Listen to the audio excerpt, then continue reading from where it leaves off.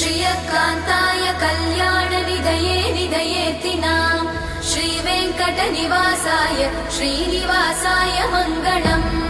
लक्ष्मी सविभ्रमालोकसुभ्रूविभ्रमचक्षुषे चक्षुषे सर्वलोकानां वेङ्कटेशाय मङ्गलम्।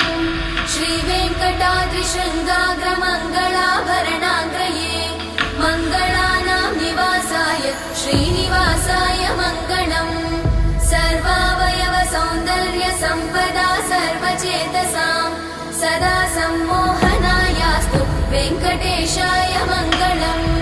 नित्याय निरवध्याय सत्यानन्दचिदात्मने सर्वान्तरात्मने श्रीमद् वेङ्कटेशाय मङ्गलम्। स्वतः सर्वविदे सर्वशक्तये सर्वशेषिणे सुलभाय सुशीलाय वेङ्कटेशाय मङ्गलम्।